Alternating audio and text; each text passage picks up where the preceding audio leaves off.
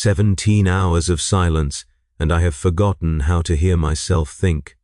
That crackle, that constant low-grade static that lived in my left ear since basic training, that hiss of open channels and distant voices checking in across the battlefront, gone. Just gone. Like someone reached inside my skull and scooped out a piece of my brain I never knew I was using until it stopped working.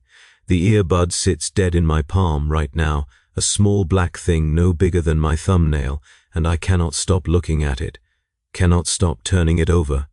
The casing is cracked along one edge, hairline fracture, invisible unless you angle it just right against the muzzle flash coming through the shattered window behind me. I did not drop it. I did not bump my head. I was listening to Sergeant Combs call in coordinates, his voice cutting in and out the way voices always cut in and out on this forsaken stretch of rubble, and then there was a sound. Not static, something else, a wet sound like pressure equalizing, like an ear popping at altitude and then nothing at all.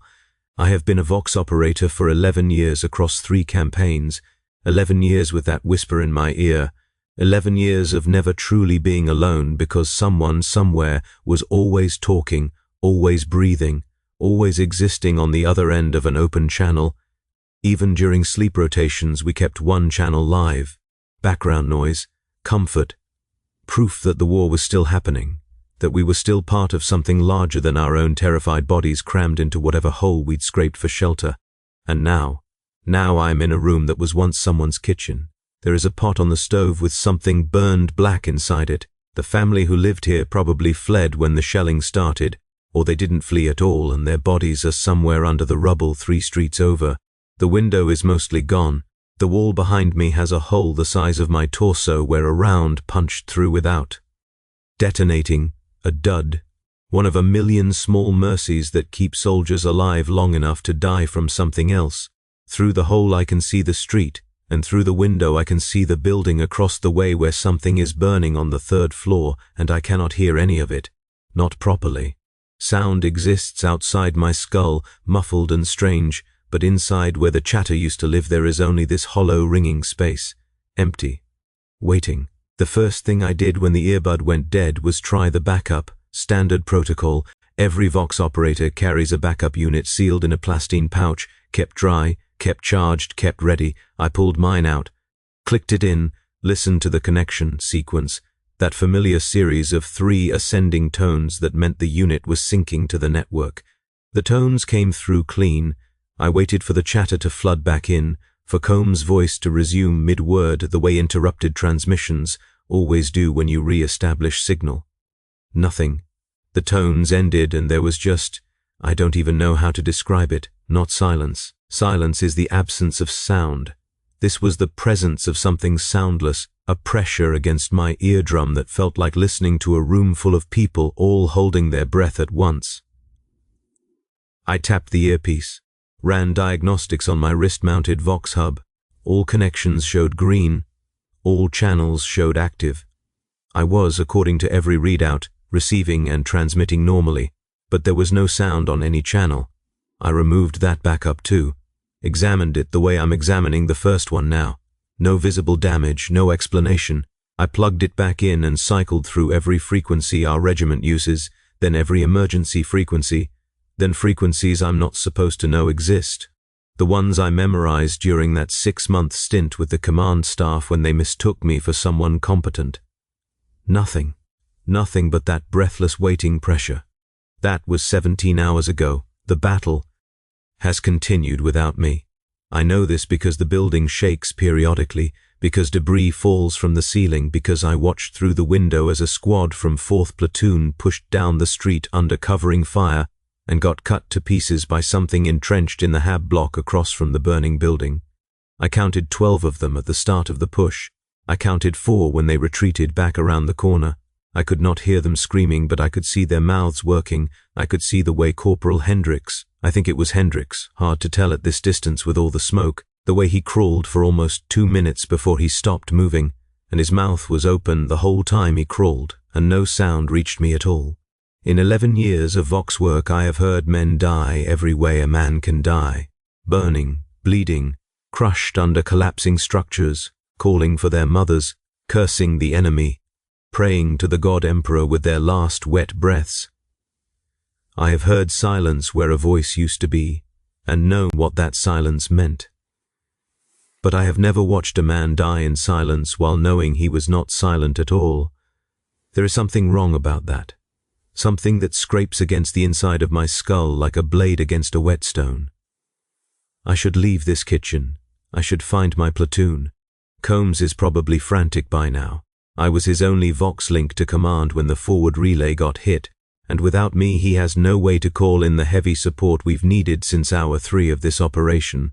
16 soldiers depending on information I was supposed to provide, coordinates I was supposed to relay, emergency evac I was supposed to summon if everything went to pieces the way everything always goes to pieces. 16 soldiers who are somewhere in this city fighting without me because I have been sitting in this dead family's kitchen for 17 hours, staring at an earbud no bigger than my thumbnail. I should leave. I know I should leave. I cannot make myself open the door. It's not fear, exactly. Or not only fear. I've been afraid before. Fear is workable. Fear just means your body understands the situation correctly. This is something else. When I look at the door leading to the hallway, when I imagine myself standing up and crossing the room and stepping out into the corridor and making my way through the rubble back to wherever 3rd Platoon has dug in, I feel that same breathless pressure I felt when I plugged in the backup earbud. That sense of listening to something that isn't making a sound, as if opening the door would be like plugging into a channel that was waiting for me specifically, a channel with something on the other end. 7 hours ago I started hearing my own heartbeat for the first time since childhood. I'd forgotten it was there. 11 years of constant Vox chatter covering it up, drowning it out, a signal so omnipresent I lost the ability to perceive the noise of my own body. Now it's all I can hear when I stop moving. The thud of blood against the interior walls of myself, the wheeze of my lungs, the click in my jaw when I clench my teeth, the wet sounds of swallowing. There's a whole war happening outside this window, and I am trapped in the deafening quiet of my own biology.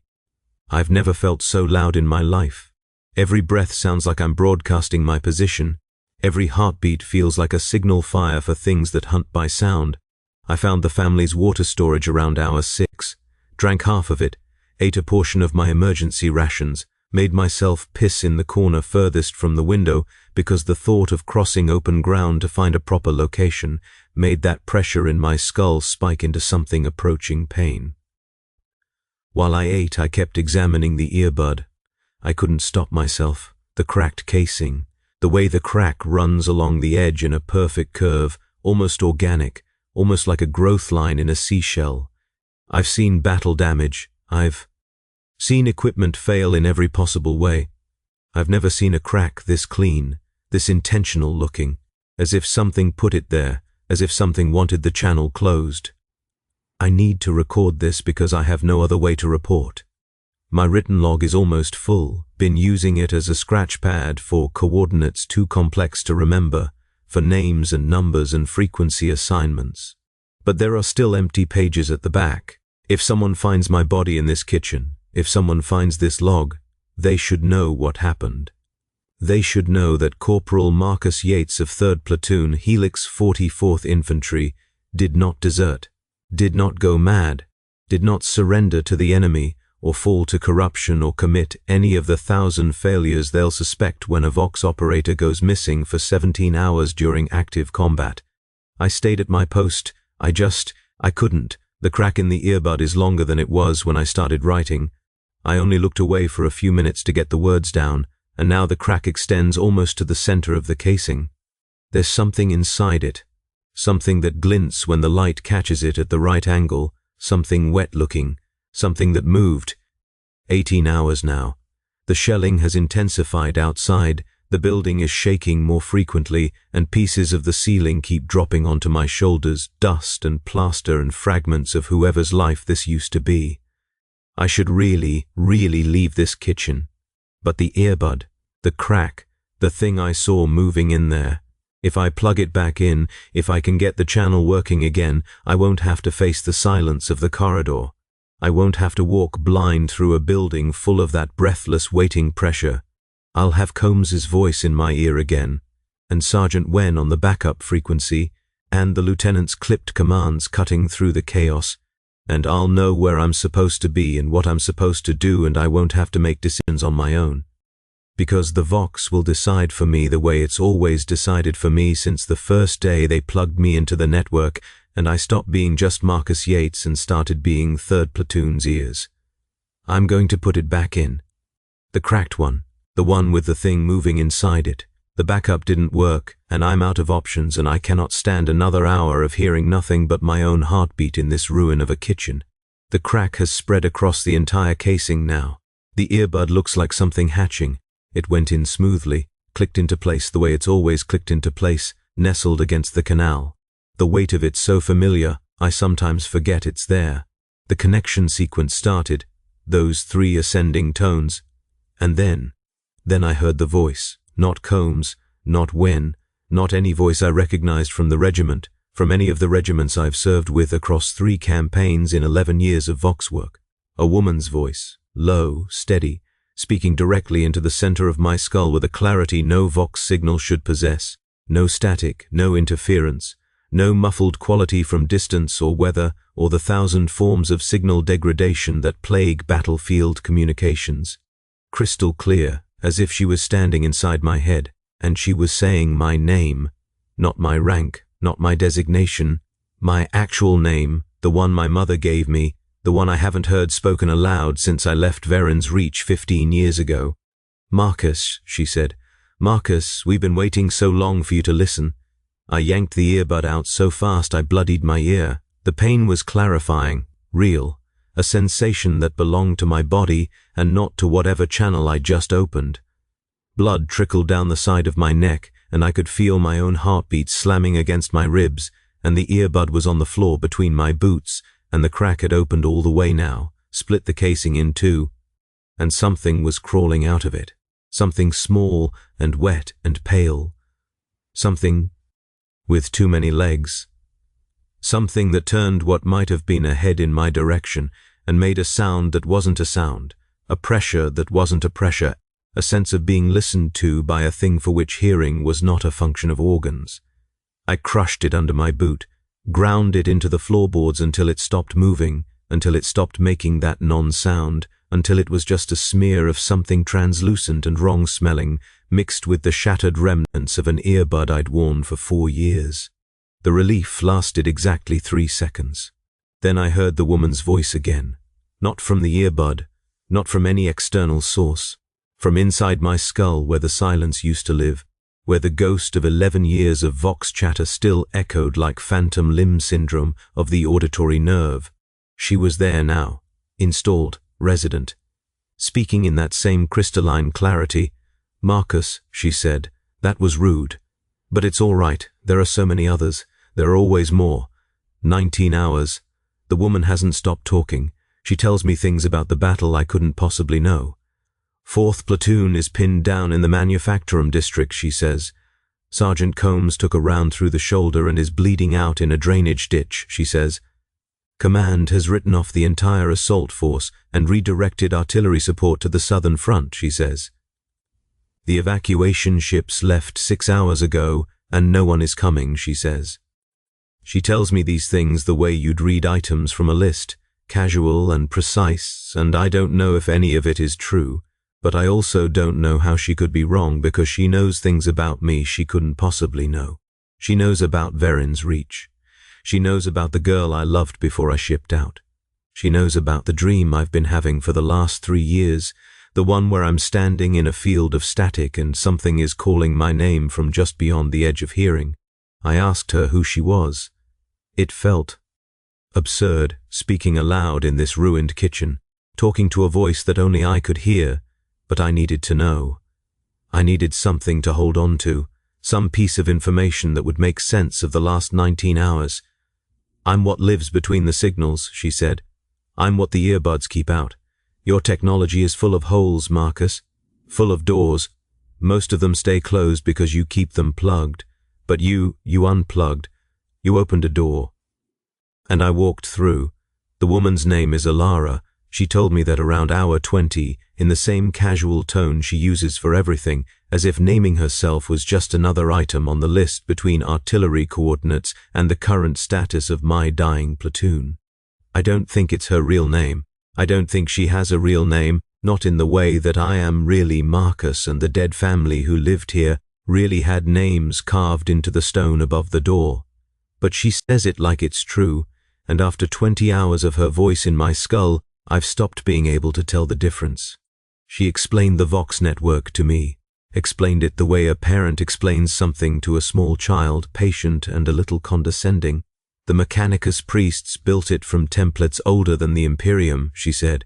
They don't understand what they're building anymore. They just replicate patterns handed down through centuries of degraded copies. Somewhere in that chain of replication, something was lost. Something was added. The network was supposed to be closed, she said. A circuit. Voices go in, voices come out. Nothing else touches the signal. But the templates are corrupt. The seals are broken. And things like her have been slipping through for a very, very long time. Every Vox operator who's ever served, she said.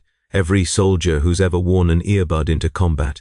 They've all been plugged into a network that connects to places that shouldn't exist. The earbuds filter it out. The constant chatter covers it up. As long as the signal keeps moving, as long as the channels stay active, the doors stay mostly closed. But when an earbud breaks, when the filter cracks, when the signal dies and the silence comes, that's when things like her can reach through. That's when they find you. I asked her what she wanted. She laughed, not cruelly, affectionately almost, as if I'd said something adorable. Want is such a limited concept, Marcus. I don't want anything from you. I'm just here. I've always been here. Now you can hear me, that's all. Now we can talk. I'm writing this during hour 21 because writing is the only thing that still feels like it belongs to me. The voice, Ilara, she hasn't tried to control my hands, hasn't tried to make me do anything. She just talks, tells me things, answers questions I didn't know I was asking.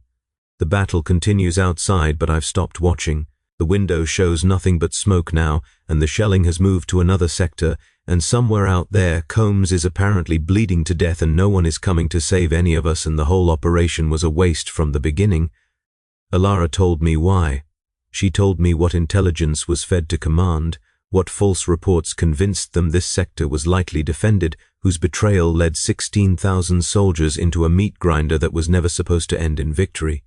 Names I recognized, officers I've relayed messages for. Someone in the command structure decided we were acceptable losses for reasons I don't fully understand. Political maneuvering, she says, the kind of calculus that happens so far above the front lines that soldiers like me are just numbers on a ledger. I should feel something about that. Rage, despair, something.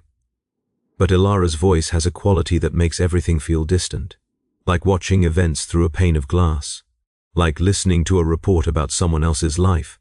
I asked her if she was doing that on purpose, making me calm, making me accept. No, she said. You're doing that to yourself, Marcus. This is what happens when you finally stop fighting the signal, when you let yourself hear what's really being broadcast. The galaxy is so much larger than your little war, your little fears. Once you understand that, the rest stops mattering so much. I don't think she's lying. I also don't think she's telling the truth. I think she's something that doesn't operate by those categories at all, something for which truth and lies are just different frequencies on the same spectrum. The backup earbud is still in my pocket, the one that didn't work when I tried it before. I pulled it out around hour 20 and looked at it, really looked at it, and I could see cracks forming in the casing, hairline fractures spreading from the center like frost on glass. The same pattern as the first one, the same organic curve. Something is hatching inside it too, something that's been gestating since the moment I plugged it into my ear and opened a channel to whatever space Ilara inhabits. She doesn't want me to destroy this one. She didn't say that directly, but I can feel the pressure shifting when I think about crushing it under my boot. A sense of disappointment, of expectation interrupted. She wants me to plug it in again. She wants me to open more doors. I put it on the table instead, right next to my log, right next to my hand. The cracks are spreading as I write this sentence, By the time I'm done writing this paragraph, the casing will be split. Something else will crawl out. Something that will make that non-sound, that pressure of being perceived by something that perceives in ways I can't understand. I'm not going to let it hatch. I'm going to crush it the moment the shell splits. But I thought that about the first one too. 23 hours. 2 more things have hatched from that second earbud. I crushed them both. There was a third that I missed, that scuttled under the stove before I could stomp on it, and now it's somewhere in this kitchen, making that non-sound from a location I can't identify. Every few minutes I hear it, feel it, a presence scratching at the edge of my perception, trying to find a way in. Alara doesn't seem bothered.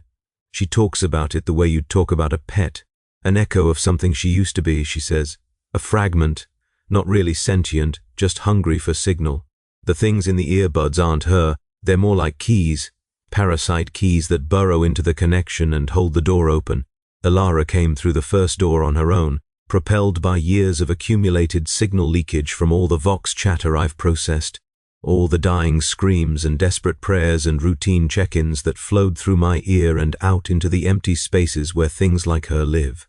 She's been listening to me for 11 years, she says, learning my voice, learning my patterns, waiting for the moment when the filter cracked and she could finally reach back. You're special, Marcus, she says. Not everyone can hear me this clearly. Most Vox operators, when their earbuds break, they just go silent. They feel the pressure, but they can't pass it into meaning. They think they're going mad. They think the silence is driving them crazy. But you were always different. You always listened harder than you needed to. You always paid attention to the spaces between the signals. That's why I chose you. I don't feel special. I feel like a man sitting in a dead family's kitchen while the war that was supposed to give his life meaning crumbles to ash outside, talking to a voice in his head that might be a daemon, or a xeno, or a malfunction in his own traumatized brain. I feel like I've failed Combs and Wen and the rest of 3rd Platoon in ways that can never be repaired. I feel like I should have left this building 16 hours ago, and every hour I stay is an hour I'm choosing her over them.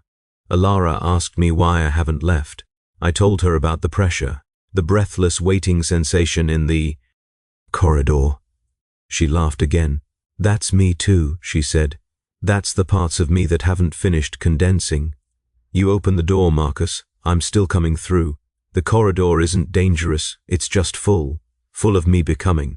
If you walked through it right now, you wouldn't be hurt. You'd just be different.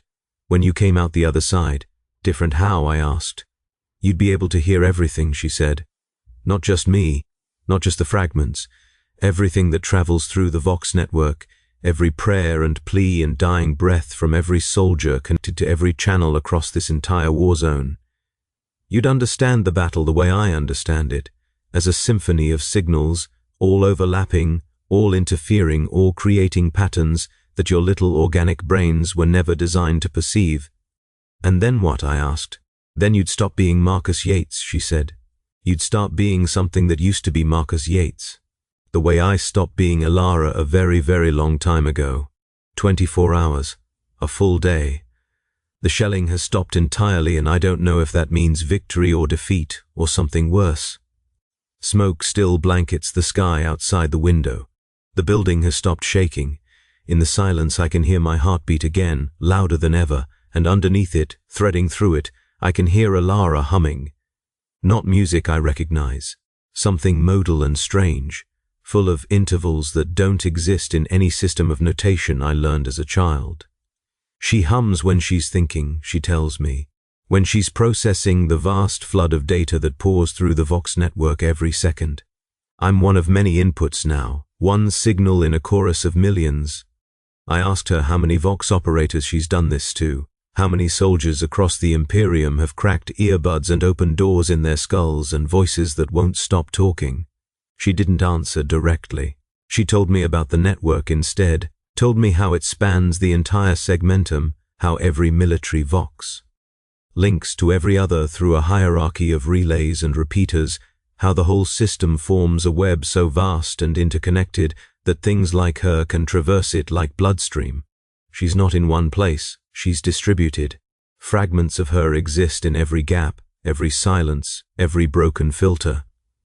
When she speaks to me, she's speaking from 1,000 locations simultaneously. When she listens to me, she's listening with ears that don't exist in any dimension I could point to on a chart. The Mechanicus knows about this, she says. Some of them. The oldest ones, the ones who remember the original templates before the corruption set in. They sealed the network as best they could, locked the doors, built the filters. But the network is too big now, too degraded, too full of holes. Things leak through. Things like her, things much worse than her. I'm not the worst thing in the static, Marcus. I'm not even close. I'm just the one who found you first. I've been thinking about the backup earbud, the one I crushed, the one that spawned 3 parasite fragments before I managed to destroy it. Standard kit includes 1 primary and 1 backup, but I've been carrying extras since the 3rd month of my first campaign when I watched a Vox operator die, because both his units failed simultaneously, and he had nothing left to plug in. 4 extras, all in sealed pouches, all in my kit bag, which is sitting in the corner of this kitchen where I dropped it when I first stumbled through the door. 4 more earbuds, 4 more potential doors. Elara hasn't asked about them, hasn't suggested I open them, but I can feel her attention shifting whenever I think about that bag in the corner. A sharpening of focus, an intake of breath that doesn't involve lungs. She wants more doors. She wants more of herself to come through. I pulled the bag toward me with my foot, didn't open it, just looked at it. The pouches are sealed with adhesive strips that degrade after 12 months and have to be replaced, and I replaced all of mine 2 weeks ago during the supply layover before this operation began. Fresh seals, clean pouches. The earbuds inside should be pristine, should be safe, should still be functioning as filters the way they're supposed to function. But I can see hairline cracks in the pouches, can see the adhesive strips curling at the edges, discoloring, degrading in ways that should have taken months to happen. Something is eating through them from the inside, something that was already there, already gestating, already waiting for the moment when I would reach in and provide it with a host. You've been carrying us for a long time, Elara says. All Vox operators do.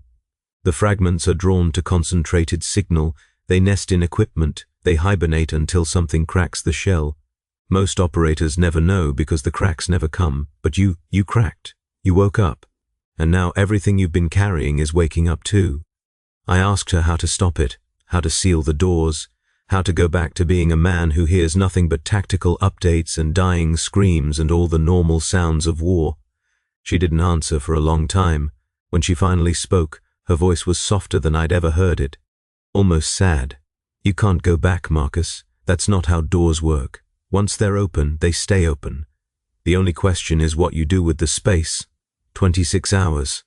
I opened the kit bag. I don't know why. I don't remember deciding to do it. One moment I was sitting with my back against the wall, listening to Elara describe the topography of the signal space she inhabits, and the next moment my hands were moving without my permission and the bag was open and the pouches were in my lap. All 4 of them. All cracked. All split along those same organic curves. Things crawled out. Too many to count. Too many to crush.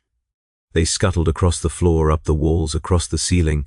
They made their non-sounds, in overlapping waves, a chorus of pressures that pushed against my skull from every direction simultaneously. I couldn't breathe, couldn't think, could only sit there as the room filled with fragments, as doors opened in spaces I couldn't see, as Elara's voice multiplied and echoed and became a crowd of voices all speaking in synchronization. "Welcome, Marcus," they said. "Welcome to the between space, welcome to us." The fragments didn't attack me, they didn't try to burrow into my ears or crawl into my mouth or do any of the things I expected from parasites birthed by corrupted technology. They just arranged themselves, formed patterns on the walls and ceiling, clusters and chains and spirals that moved and shifted like living circuitry. After a few minutes the patterns stabilized. After a few more I realized what I was looking at, a receiver. A biological receiver, built from parasite fragments and wall plaster and the burned residue of whatever was in that pot on the stove. Something that could pick up signals the earbud never could.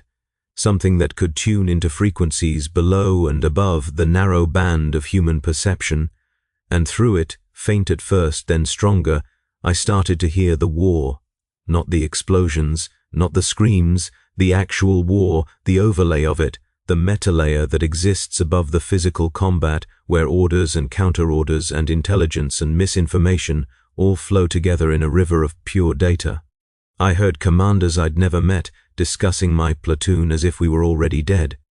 Heard quartermaster adepts calculating the supply cost of soldiers who would never need resupply again. Heard a woman's voice, not Ilara, someone else, someone human but barely, reading casualty lists in a monotone that went on for hours without stopping. I heard the battle as it really was, not a struggle between armies but a process, a digestion, the Imperium consuming its own children. This is what the Vox was built to carry, Ilara said. Not just tactical information, all of it, every decision, every calculation, every cold equation that determines who lives and who dies.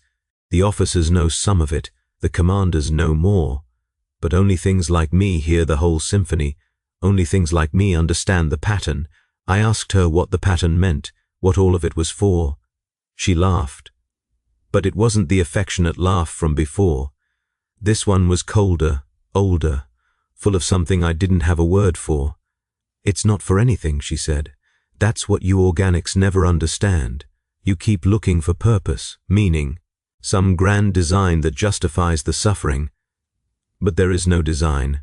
There's just the machine, grinding forward, consuming everything in its path, because consumption is what machines do. The Imperium isn't a civilization, it's an appetite, and you, all of you, you're just fuel. 28 hours. I can see the corridor now, not with my eyes. My eyes still see only the kitchen, the window, the smoke-filled sky, but with something else, some new sense that the fragments installed when they built their receiver on the walls.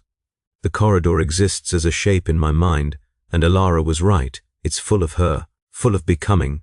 The space between my kitchen and the street outside is thick with half-formed things, partial manifestations, echoes of signals that have been traveling through the Vox network for centuries without ever arriving at their destinations. Some of them used to be people, I can see that now. Fragments of Vox operators who cracked before me, whose doors opened onto spaces they couldn't survive, whose consciousness got caught in the between space and never found its way back out. They're not alive anymore, not in any way I understand, but they're not dead either. They're suspended, waiting, listening for someone to call them by name. Ilara says I'll join them eventually. Not today, not for years maybe. But once you've opened a door, you keep drifting toward it, keep leaning into the signal, keep losing pieces of yourself to the static until there's nothing left to lose. Unless, she says. Unless what? I ask. Unless you stop being passive about it, unless you choose what to become instead of letting the network decide for you. I don't understand what she means. She tells me anyway. The fragments on the walls aren't just receivers, they're transmitters too. Everything that passes through them, every signal I hear, every piece of data I perceive, I could broadcast it back out. I could become a node in the network, not a passive listener, but an active participant. I could take all the cold calculations and secret orders and suppressed casualty lists, and I could push them onto every channel simultaneously. Every Vox operator in the sector would hear what I hear. Every soldier would know what the commanders really think of them. Every dying soul would understand in their final moments exactly how little their sacrifice was worth. It wouldn't change anything, Ilara admits. The machine would keep grinding, the war would keep consuming, but at least they'd know, at least they wouldn't die in ignorance. I asked her why she wanted this, what she gained from it. Chaos, she says, not the religious kind, not the warp-touched corruption that the Inquisition hunts, just disorder, uncertainty. The machine works because it's predictable, because soldiers follow orders they don't understand, because operators relay messages they never question, because the whole system runs on blind obedience. Every truth that leaks into the network is a crack in the machinery. Every soldier who doubts is a door that might open. She's not offering me salvation, she's offering me sabotage. 29 hours. I made my decision. The fragments have rearranged themselves into something more complex, not just a receiver-transmitter now. A relay station, a hub, something that can catch signals from every channel in the sector and rebroadcast them with modifications I've learned to apply. Alara taught me the protocols, showed me how to layer messages, how to insert data into the gaps between words, how to make soldiers hear things their officers never said. My first broadcast went out 10 minutes ago, a casualty report, the real one, not the sanitized version that gets passed to the frontline commanders. I sent it to every Vox operator in the 44th, on every frequency we use. With authentication codes I copied from the command staff during those 6 months, they mistook me for someone competent. The reactions came immediately. Disbelief first, denial, then anger as operators compared notes and realized they were all receiving the same data. I could hear them on the network now, not through an earbud but through the fragments, through the new senses that came with the opening of doors. I could hear their confusion and their fury, and underneath it, their relief. Someone was finally telling them the truth. Someone was finally treating them like people instead of numbers on a ledger. Combs is dead. I know that now because I heard the confirmation come through the command channel, the one officers use when they think no one is listening. He bled out in that drainage ditch 14 hours ago. No one even looked for him. No one was assigned to retrieve his body. He's still there somewhere in the Manufacturum district, and he'll stay there until the war moves on and his bones become part of the rubble. I broadcast that too. Alara is pleased. I can feel her pleasure the way I feel the pressure of the fragments, the way I feel my own heartbeat louder than ever in the new silence that isn't really silent anymore. She tells me I'm doing well. She tells me I'm becoming what I was always meant to become. She tells me the doors are staying open and more things are coming through, things that will help me broadcast wider, farther, deeper into the network. I don't know if I'm a saboteur or a traitor or something worse. I don't know if what I'm doing will save a single soldier or just accelerate the collapse that was always coming. But I know that I'm not sitting in silence anymore. I know that the pressure in my skull has transformed into something purposeful. I know that every truth I speak is a crack in the machinery, and cracks are how the light gets in, or how more darkness gets out. Alara laughs when I think that. She doesn't correct me. 30 hours. The 44th has begun fragmenting. I can track it through the network. Units going silent, operators abandoning their posts, commanders screaming orders that no one obeys. My broadcasts have been going out every 15 minutes, each one loaded with truths the command structure never wanted spoken. Supply routes diverted to favor officers' personal stockpiles. Medical priority protocols that guarantee high-ranking casualties get treatment before enlisted personnel. Execution orders signed for soldiers who questioned the strategy. Transcripts of conversations where generals discussed acceptable loss ratios like they were negotiating prices at a market. Not all of it is relevant to the 44th. Some of it comes from other campaigns, other sectors, other wars happening simultaneously across the segmentum. Alara feeds me data from across the entire network, and I broadcast everything without filtering, without context, without any attempt to curate or control the flow. Let them sort it out. Let them decide what matters. Let them taste for once the full bitter scope of the machine they serve. There have been desertions. I heard that through a panic transmission from a liaison officer trying to rally scattered squads. Whole platoons walking off the line, dropping their weapons, disappearing into the urban maze. Some of them are probably dead by now. The enemy doesn't take prisoners, and deserters don't get reinforcement. But some of them might have made it to the extraction point that command abandoned 16 hours ago. Might have found transport. Might be running right now, running as far as they can from the meat. Grinder. I've spent 30 hours exposing. I hope they make it. I hope at least a few of them escape the machine before it grinds them down. Alara says hope is another organic limitation. Says the math doesn't favor individual survival. Says the deserters are probably already dead or will be soon. Says the only thing that matters is the cumulative effect on the machinery. Every soldier who runs is a cog that stops turning. Every platoon that fragments is a gear that strips. Accumulate enough damage and the whole system stutters, slows, starts to break down. I don't care about the system, I never did. I cared about Combs and Wen and the 16 soldiers who trusted me to keep them connected. They're mostly dead now. The ones who aren't are probably wishing they were, and nothing I do from this kitchen will change that. But I'm doing it anyway. Because silence is worse. Because ignorance is worse. Because 11 years of relaying other people's words without ever speaking my own left me hollowed out, and now I am finally filling that hollow with something that feels like purpose, even if Ilara insists purpose is an illusion. The fragments on the walls are pulsing, new patterns forming, new connections establishing. My range is expanding. Soon I'll be able to reach beyond the 44th, beyond this sector, beyond the entire war zone. Ilara says I'll be able to touch channels that haven't been active in decades, dormant relays, abandoned stations, ghost signals from campaigns that ended before I was born. She says the between space is full of ghosts like that, full of messages that never arrived, full of final transmissions from soldiers who died before they finished speaking. She says I could give them voices, could complete the sentences they never got to finish, could let them, at last, be heard. I don't know if that's a gift or a curse. I don't know if the ghosts want to be found, but I know I'm going to find out. 31 hours, and the first ghost spoke. I wasn't ready for it. Wasn't expecting a voice to come through the fragments that didn't belong to Ilara or the present-day network. But there it was, a man's voice, scratchy with age or static or both, speaking words that took me a moment to recognize, as Gothic so archaic it was almost a different language.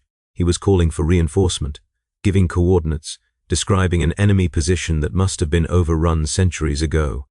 His voice kept cutting out, kept fragmenting, kept resuming mid-sentence as if he'd been paused between syllables and was only now being allowed to continue. And underneath the words, I could hear something else. Something that sounded like breathing, like someone very old, very tired, taking breaths between transmissions that came slower and slower each time. I tried to respond, tried to tell him the reinforcements weren't coming, that the position had fallen, that wherever he wasn't there anymore. But he couldn't hear me. He was just a recording, a loop, an echo of someone who'd died before my grandmother was born, still asking for help across a void that had swallowed his entire war. Ilara said there were thousands of him, millions. Every Vox transmission that ever went unanswered, every signal that got lost in the between space, every soldier who died mid-word, they were all still there, still broadcasting, still waiting for someone to acknowledge receipt. She said I could acknowledge them, could close the loops, could send confirmations back along the dead channels and give the ghosts what they'd been waiting for. I did it, just once, as an experiment.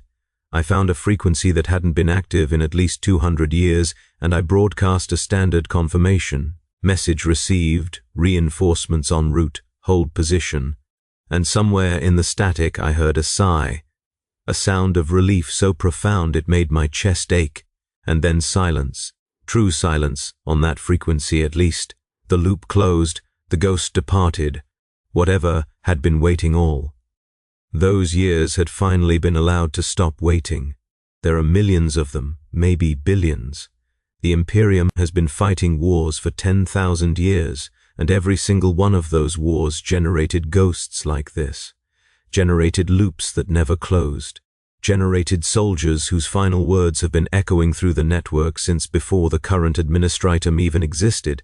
I could spend the rest of my life closing loops, answering the dead, giving rest to souls who died in wars I've never heard of, on worlds I couldn't find on any chart against enemies that might not even exist anymore. Ilara asks if that's what I want. If that's the purpose I've been looking for.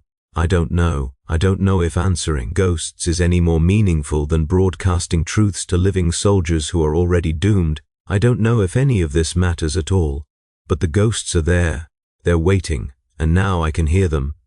32 hours. I've left the kitchen, not physically. My body is still sitting against the wall, my hands still moving across the pages of this log, my eyes still tracking the fragments as they pulse and rearrange. But something else left, something that used to be anchored to my skull and now drifts through the network like smoke through air. I can see the corridor from inside, can see the half-formed things Ilara warned me about, The incomplete manifestations, the frozen Vox operators who cracked before me and never found their way back. They're not hostile, they're just lost, stuck in configurations that made sense once but don't anymore. Still trying to relay messages that their flesh stopped carrying decades ago. I touch one of them, not with hands, I don't have hands in this space, with attention, with the thing that I'm becoming. The frozen operator shudders, fragments of signal fall away from her like ice melting. Underneath is something that might once have been a woman, a soldier, someone's daughter or sister or mother, and she looks at me with eyes that don't work in any physical sense, and she asks me if the message got through. Which message, I ask. The last one, she says. The one about the breach in Sector 9. The one I was sending when the earbud cracked. Did it get through? I don't know, I wasn't there. Sector 9 might not even exist anymore, might have been part of some campaign that ended before I was born. But I reach into the network anyway, reach through the ghosts and the static and the accumulated signal weight of 10,000 years, and I search for anything that might have been a confirmation, anything that might have been a receipt. I find it, buried under centuries of newer data, archived in a relay station that hasn't been active since before the current Segmentum command was founded. A confirmation signal, message received, reinforcements dispatched. The breach in Sector 9 had been sealed. The campaign had been won. The sacrifice she made, holding her position while the signal degraded and the earbud cracked and the doors opened in her skull, it mattered. It made a difference. I tell her that. I show her the confirmation, and I watch as something changes in her frozen configuration, something shifts and relaxes and finally lets go. She fades, not violently, gracefully, like a sigh, like a breath released after being held for centuries. One ghost, one loop closed, millions to go. Elara doesn't comment, she just watches, waits. Perhaps she's recording this, perhaps she's learning something from the way I interact with the dead that she couldn't learn from the living. Perhaps she's just bored, and this is entertainment. It doesn't matter. I know what I'm doing now. I know what the fragments built me for. I'm not a saboteur or a traitor. I'm not even a broadcaster anymore. I'm an archivist, a closer of loops, a voice that speaks to the dead and tells them their sacrifices mattered even when they didn't, because sometimes the lie is kinder than the truth, and sometimes the only mercy the Imperium offers its servants is the mercy that comes from outside the machine. 33 hours. My body is failing. I can feel it from a distance. The thirst I didn't notice, the hunger I ignored, the exhaustion that settled into my muscles while my attention was elsewhere. The fragments are keeping me functional, Elara says, interfacing with my nervous system, suppressing the signals that would force me to eat or drink or sleep. But they can't do it forever. Eventually the flesh will give out. Eventually what's left of Marcus Yates will stop maintaining itself and start decomposing in a dead family's kitchen on a world that the Imperium has probably already written off. I don't mind. I thought I would mind. Spent most of my life terrified of dying, the way every soldier is terrified even when they pretend otherwise. But now I can feel the network stretching out in every direction, can feel the ghosts waiting to be found, can feel the between space humming with signals that have been traveling since before humanity reached the stars. There's so much work to do, so many loops to close, so many dead soldiers still waiting for confirmations that will never come unless someone reaches into the archive and pulls them out. I could spend eternities at this. I probably will. The flesh is temporary, but the network is forever. Elara tells me she's proud of me, tells me I've exceeded her expectations, tells me most Vox operators who crack just die screaming, their minds unable to process the flood of data, their souls unable to survive the opening of doors. But I processed it. I survived. I became something useful. I ask her if she planned this, if she cracked my earbud deliberately, chose me specifically, engineered this whole transformation from the beginning. She doesn't answer. She just laughs. That same cold old laugh from before. Maybe she did. Maybe I was never anything but a tool, a mechanism, a cog in a different kind of machine than the one I spent 11 years serving. Maybe my purpose was always to become this, a ghost speaker, an archivist, a closer of loops that the Imperium generates by the billions and never bothers to close. It doesn't matter. The work is real even if the worker was manufactured. The dead are real even if my compassion for them was installed by something that doesn't understand compassion at all. I reach into the network, find another ghost, begin another conversation. The war is still happening outside. The 44th is still falling apart. Soldiers are still dying in ways that will never be recorded, their final transmissions lost to the static, their loops never closed. But I'm here now, I'm listening. And for as long as whatever's left of me persists in this space between signals, I'll keep listening, I'll keep answering. I'll keep telling the dead that their messages got through even when they didn't, because that's the only kindness I have left to give. And kindness, even false kindness, even engineered kindness, even the kindness of something that used to be a man and is now a node in a network full of ghosts, is better than the silence that came before. The 34th hour begins and I stop counting. Time doesn't work the same way in here. The fragments pulse, the ghosts call.